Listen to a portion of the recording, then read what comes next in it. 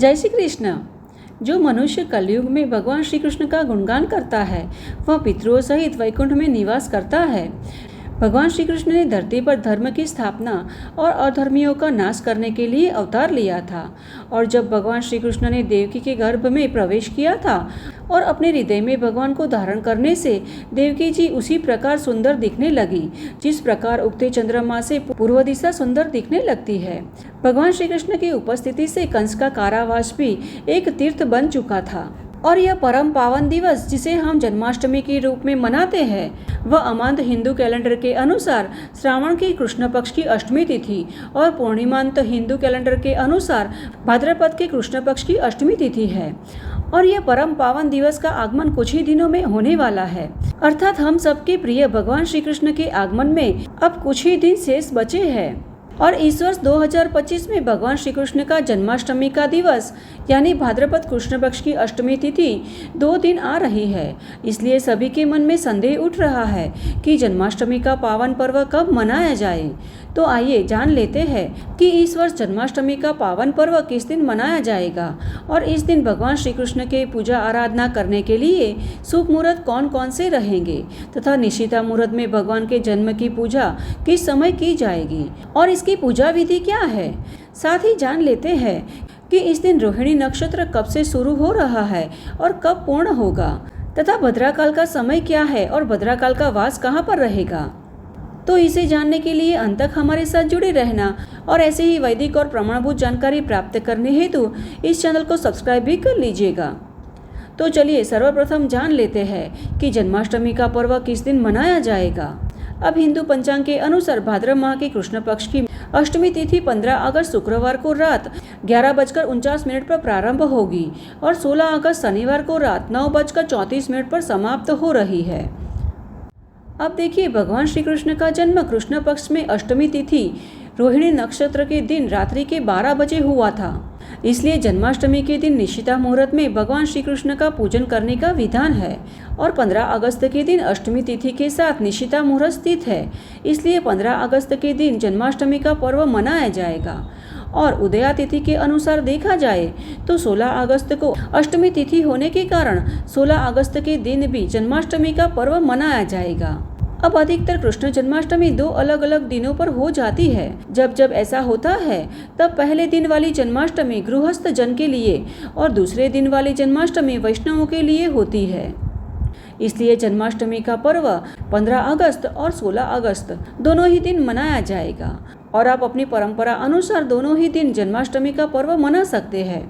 अब देखिए, इसमें चिंता करने की कोई आवश्यकता नहीं है क्योंकि जिस दिन भी भगवान श्री कृष्ण की जन्माष्टमी का पर्व मनाया जाएगा भगवान श्री कृष्ण अवश्य प्रसन्न होते हैं क्योंकि जन्माष्टमी का पर्व आनंद और भक्ति का दिवस है।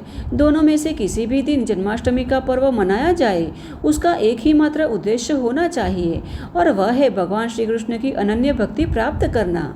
इसलिए आप 15 अगस्त अथवा 16 अगस्त दोनों में से कोई भी दिन जन्माष्टमी का पर्व मना सकते हैं। अब जो लोग 15 अगस्त को जन्माष्टमी का पर्व मनाएंगे उनके लिए भगवान श्री कृष्ण की पूजा आराधना करने हेतु निशिता काल का समय 15 अगस्त की रात 12:04 से 12:47 के बीच का रहेगा और 16 अगस्त शनिवार के दिन मनाई जाने वाली जन्माष्टमी के लिए निशिता मुहूर्त 16 अगस्त शनिवार की रात 12:04 से 12:47 के बीच का रहेगा। अब रोहिणी नक्षत्र प्रारंभ हो रहा है 17 अगस्त 2025 रविवार को प्रातः 4:38 पर और समाप्त होगा 18 अगस्त को प्रातः 3:17 पर। अब जन्माष्टमी का पारण सूर्योदय के पश्चात अष्टमी तिथि और रोहिणी नक्षत्र के समाप्त होने के बाद किया जाना चाहिए। यदि अष्टमी तिथि और रोहिणी नक्षत्र सूर्यास्त तक समाप्त नहीं होते तो पारण किसी एक के समाप्त होने के पश्चात किया जा सकता है। यदि अष्टमी तिथि और रोहिणी नक्षत्र में से कोई भी सूर्यास्त तक समाप्त नहीं होता तब जन्माष्टमी का व्रत दिन के समय नहीं तोड़ा जा सकता। ऐसी स्थिति में किसी एक समय के समाप्त होने के बाद ही व्रत का पारण करना चाहिए और इस बार जन्माष्टमी तिथि रोहिणी नक्षत्र के बिना 16 अगस्त को 9:34 पर समाप्त हो जाती है। अतः शास्त्र के अनुसार पारण 9:34 के बाद किया जा सकता है। इसलिए जो लोग 15 अगस्त के दिन जन्माष्टमी का व्रत रखने वाले हैं, उनके लिए पारण समय 16 अगस्त को सुबह 5:51 के बाद भगवान की पूजा, विसर्जन आदि के पश्चात अगले दिन सूर्योदय पर पारण किया जा सकता है। कई स्थानों पर पारण निशिता मुहूर्त यानी मध्य रात्रि के बाद किया जाता है। उनके लिए पारण समय रात्रि को 12:47 के बाद का रहेगा और इस दिन मध्य रात्रि की क्षण 12:26 की रहेगी और चंद्रोदय का समय 10:46 का रहेगा। और 15 अगस्त के दिन ब्रह्म मुहूर्त का समय है 4:24 से 5:07 के बीच का और प्रातःकालीन पूजा 4:45 से 5:50 के बीच की जा सकती है। इस दिन सूर्योदय हो रहा है 5:50 पर और सूर्यास्त का समय है 7 बजे का। इस दिन अभिजीत मुहूर्त दोपहर 11:59 से 12:52 का रहेगा और विजय मुहूर्त का समय दोपहर 2:37 से 3:30 के बीच का रहेगा तथा गोधूली मुहूर्त शाम 7 बजे से 7:22 का है और संध्या काल में पूजा के लिए शुभ मुहूर्त रहेगा 7 बजे से 8:05 तक का।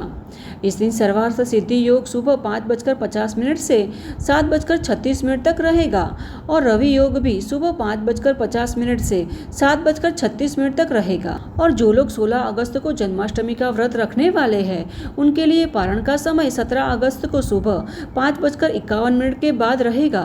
अब इस दिन भी रोहिणी नक्षत्र के बिना जन्माष्टमी पारण के दिन अष्टमी सूर्योदय से पहले ही समाप्त हो गई है और मध्य रात्रि का क्षण 12:25 की है तथा चंद्रोदय का समय है 11:31 का और 16 अगस्त के दिन ब्रह्म मुहूर्त का समय रहेगा 4:24 से 5:07 का और प्रातःकालीन पूजा 4:46 से 5:51 के बीच कर सकते हैं।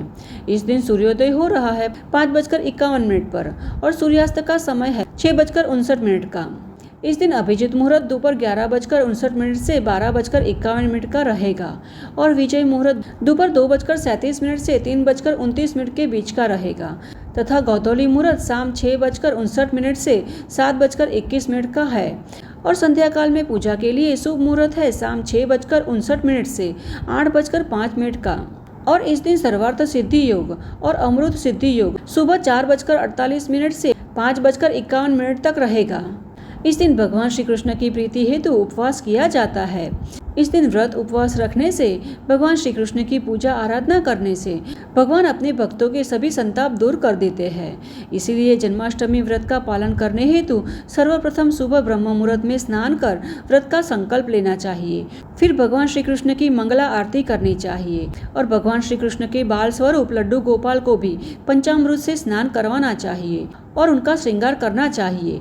नए वस्त्र, आभूषण, माला और मुकुट पहनाने चाहिए, पुष्प अर्पित करने चाहिए और फिर दिन में लड्डू गोपाल को मक्खन, मिश्री, फल, दूध एवं उपवास का भोजन भी अर्पित कर सकते हैं। इस प्रकार जन्माष्टमी की संपूर्ण दिवस भगवान श्री कृष्ण की सेवा, पूजा और आराधना करें, भगवान के नाम का जप कीर्तन करें। वही मध्य रात्रि में निशिता मुहूर्त में षोडोपचार विधि से लड्डू गोपाल की पूजा करें, उन्हें विविध प्रकार की मिष्टान, पंजरी तथा स्वादिष्ट एवं सात्विक पकवान का भोग अर्पित करें और भगवान श्री कृष्ण की आरती स्तुति करें और हाँ, लड्डू गोपाल को झूला अवश्य झुलाए। इस प्रकार संपूर्ण विधि विधान से श्रद्धा पूर्वक भगवान श्री कृष्ण की जन्माष्टमी का पर्व हर्षोल्लास के साथ मनाने से लड्डू गोपाल अवश्य प्रसन्न होते हैं और हमें उनकी अनन्य भक्ति प्रदान करते हैं और इस भक्ति के माध्यम से हम धीरे धीरे ही सही अपने आध्यात्मिक जीवन में प्रगति कर सकते हैं और अंततः मोक्ष की प्राप्ति कर सकते हैं। तो यह है इस बार आने वाली जन्माष्टमी के विषय में संपूर्ण जानकारी और हमें आशा है कि यह जानकारी आपको उपयुक्त होगी। अगर आपको यह जानकारी थोड़ी सी भी उपयुक्त होती है तो इसे अपने मित्र और परिवार में भी शेयर करना, जिससे कि उन्हें भी इस बार 2 दिन आने वाली जन्माष्टमी के विषय में संपूर्ण जानकारी प्राप्त हो सके। तो चलिए हमारे शास्त्रों में वर्णित ऐसे ही वैदिक और प्रमाणभूत जानकारी तथा कथाओं के साथ फिर से मिलते हैं। तब तक के लिए जय श्री कृष्ण।